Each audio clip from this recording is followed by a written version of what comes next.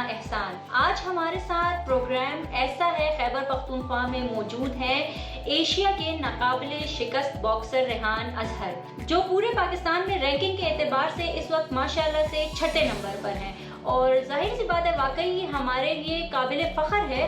और जवेरिया ज़्यादा अच्छी बात है कि इनका ताल्लुक भी पेशावर से, हमारे शहर से। जी बिल्कुल, और वक्त ज़ाया किए बगैर आपकी मुलाकात कराते हैं रेहान से। बहुत शुक्रिया रेहान, आपको खुशामदीद कहते हैं अपने शो में।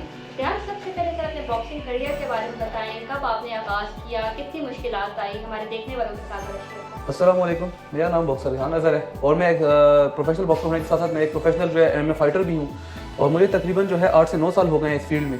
सबसे पहले मैं जो हूँ बॉक्सिंग करता था, मुझे बॉक्सिंग का शौक चढ़ा। पहले मैं बॉडी बिल्डिंग वगैरह करता था, तो बॉडी बिल्डिंग के साथ मुझे बॉक्सिंग का शौक चढ़ा। हमारे घर छोटी सी अकेडमी थी, वहाँ से मैंने बॉक्सिंग अपने कैरियर का आगाज़ लिया। तो पहले मैंने नेशनल लेवल पर कुछ मुकाबले लड़े, एमेच्योर फाइटर था मैं।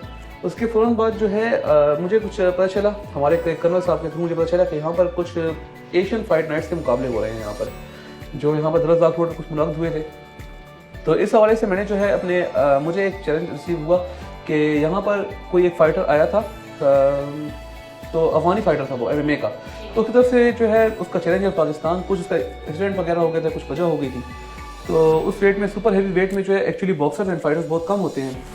तो फिर जो है मेरे जो है वहाँ पर कर्नल ने मुझे कहा कि यहाँ पे मेरे लिए एक अपॉर्चुनिटी है जो मैं मिस नहीं करना चाह रहा था। तो अल्हम्दुलिल्लाह मुझे एक्सपेक्ट भी नहीं था मैं खेल पाऊँगा, लेकिन मैंने अल्हम्दुलिल्लाह अपने कैरियर की पहली फाइट जो मैंने की वो मैंने MMA फाइट की जो पाकिस्तान से अफगानिस्तान की थी। और उसमें अल्हम्दुलिल्लाह मेरा 1 मिनट एंड 3 सेकंड मेरा रिप नॉकआउट मेरा जो है रिकॉर्ड है। और फिर उसके फ़ौरन बाद इस तरह मुझे जो है अल्लाह पाक ने मुझे कामयाबी दी और खेलते खेलते मेरा फिर जो है पाकिस्तान बॉक्सिंग काउंसिल में करीम आज़ाद साहब और अब्दुल रशीद बलोच साहब के थ्रू अल्हम्दुलिल्लाह मैं अपना लाइसेंस अपना रजिस्टर्ड करवाया और इस वक्त जो है हमारी जो रैंकिंग होती है वर्ल्ड वाइड रजिस्टर्ड हो जाती है हमारी इस तरह।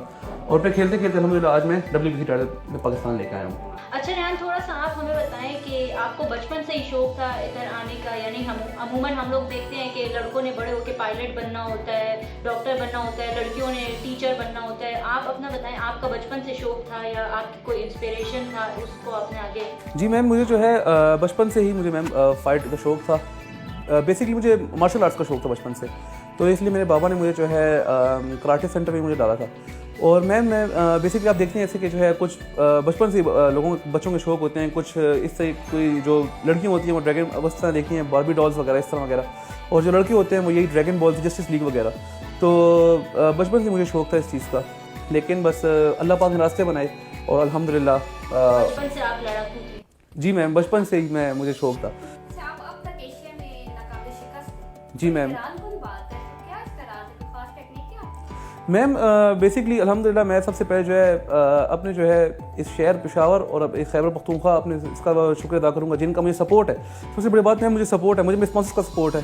और इसके बाद मैम मेरे उस्ताद मुहतरम जो अशफाक मोमन हैं जो मुझे ट्रेन करते हैं। मैम मैं अपनी तारीफ़ नहीं करूँगा, लेकिन मैम कुछ लोग बॉक्सिंग में और एशियन इसमें MMA काफ़ी मैम फ़र्क होता है। बॉक्सिंग में हम लोग खेलते हैं रूल्स रेगुलेशन के साथ हम लोग खेलते हैं, और जो MMA फाइट होती है मैम ये केज फाइट होती है। बेसिकली ये केज फाइट होती है और इसमें मैम जो है मीन्स आपको जो है अपने जो आपका ओपोनेंट है उसको आपने नॉकआउट वगैरह करना होता है, तभी आपको विन मिलती है।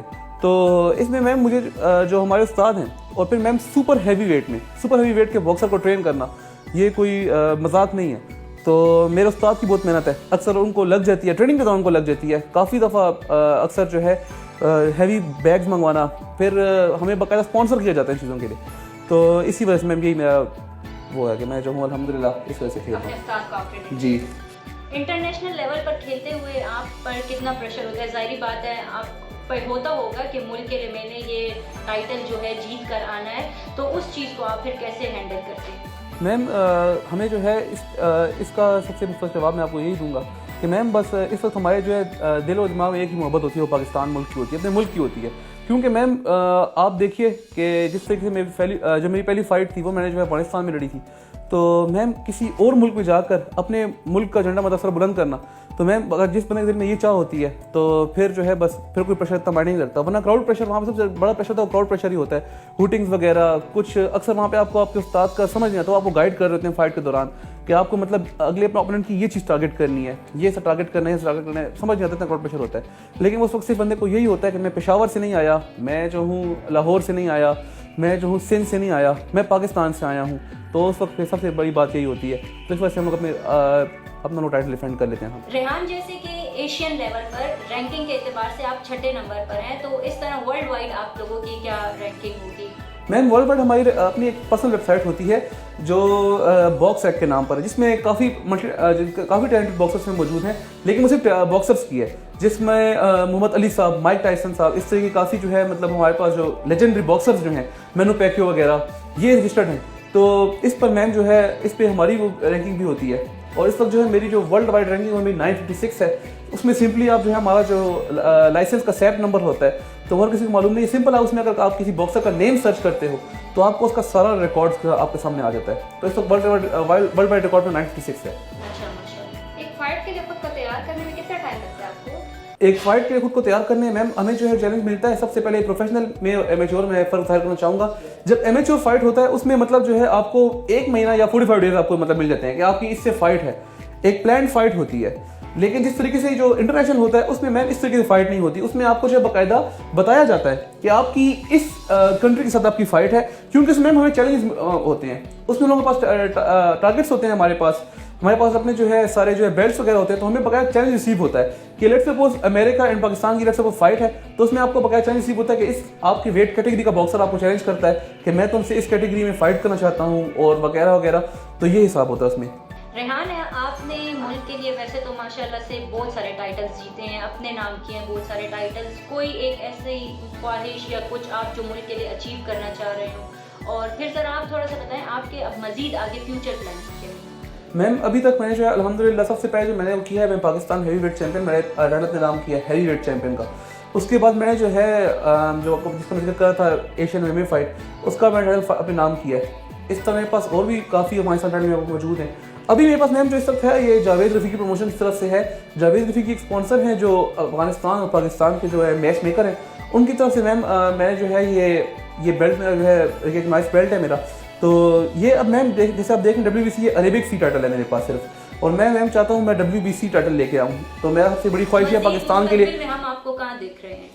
मैम इंशाल्लाह वज़ोजल इसके बाद जो है मैं अपनी जो फाइट होगी वो इंशाल्लाह इंग्लैंड मेरे एक चैलेंज मुझे रिसीव हुआ है। मुझे तकरीबन 2 दफ़ा चैलेंज रिसीव हो चुका है, लेकिन अपने स्पॉन्सर्स की थोड़ी सी मेरे स्पॉन्सर थोड़े से कमज़ोर हैं, तो इस वजह से मैम मैं जो हूँ थोड़ा सा पीछे रह गया उस वजह से। लेकिन इंशाल्लाह वज़ोजल मुझे किसी अच्छे स्पॉन्सर की तलाश है, उसके फ़ौरन बाद मैं जो हूँ अपने इंशाल्लाह इस फाइट को अंजाम दूँगा। कोई एक ऐसा टाइटल जो कि पाकिस्तान से रह गया हो और वो आपने वापस पाकिस्तान लाना हो? मैम अल्हम्दुलिल्लाह इस तरह काफ़ी बॉक्सर्स मौजूद हैं। जो सबसे पहले WBC मैम सिर्फ जो है आमिर खान साहब के पास था, और अब कैसे काफ़ी ऐसे बॉक्सर्स काफ़ी वेट कैटेगरीज में मौजूद हैं जो पाकिस्तान के लिए ला चुके हैं। अब हम अपने नेक्स्ट सेगमेंट की तरफ जाते हैं, रैपिड फायर। रेहान, हम आपसे क्वेश्चंस करेंगे विदाउट सोचे समझे, जो आपके माइंड में आए आपने जवाब दे देना है, ठीक है? अपनी एक अच्छी क्वालिटी बताएं। बॉक्सिंग। कोई एक ख्वाहिश? Become a world champion. एक पछतावा? कि मैं जो हूँ अब तक मैं जो गर्ल्स फील्ड में अपना टाइम ज़ाया कर रहा था। बॉक्सर ना होते तो क्या होते? बॉक्सर ना होता तो रेसलर होता। लड़के ज़्यादा टैलेंटेड होते हैं कि लड़की? डिपेंड करता है किस फील्ड में, फील्ड डिपेंड करती है। हर कामयाब आदमी के पीछे किसका हाथ होता है? उसके मर्द का ही हाथ होता है। कोई सपोर्ट भी होती? हर कामयाब आदमी के पीछे मर्द का हाथ होता है, उसको आगे पुश कर रहा होता है। ये था हमारा आज का प्रोग्राम। इंशाल्लाह फिर मुलाकात होगी अगले हफ्ते। अगर आप में भी है ऐसा कोई टैलेंट तो नीचे दिए गए नंबर पर हमसे राब्ता करें, हम पहुंचाएंगे आपकी कहानी दुनिया तक। तब तक के लिए इजाजत दीजिएगा। अल्लाह हाफिज।